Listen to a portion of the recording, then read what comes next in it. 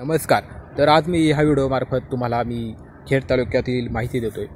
तर हा भाग आहे राजगुरुनगरचा. तर हा जो डोंगर दिसत आहे तो दोंदेचा डोंगर आहे आणि हे पुढे जी घरं दिसत आहे तुम्हाला मी झूम करून दाखवतो. ही जी घरं आहेत ती वडगाव पाटोळे गाव आहे, संपूर्ण वडगाव पाटोळे.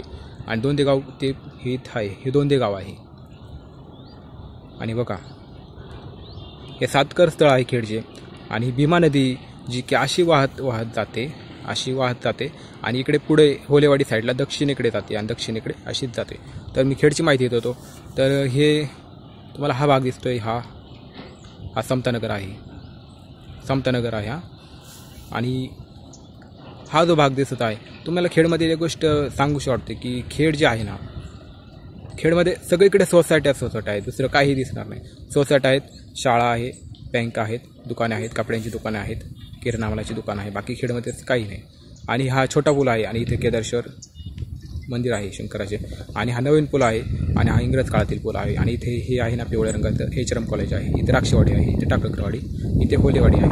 आणि ही जी बिल्डिंग दिसतात ही चांडोली गाव आहे, सुंदर गाव. आणि हे ITI आहे आणि इथे पलीकडे शिरोली गाव आहे. तर तुम्ही नीट लक्षात घ्या की हे जे पाणी दिसतंय ना, तर इथून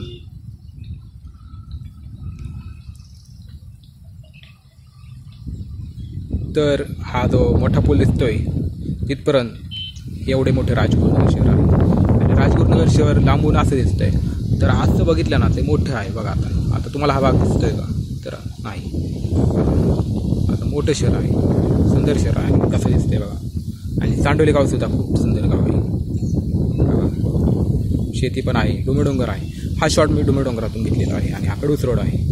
आणि इथे पुन्नाशी गावे आहे आणि इथे वाडा रोड आहे आणि इकडे कडूस गाव आहे. अशी खेड तालुक्याची आपल्या राजगुरुनगर शहराची माहिती आहे.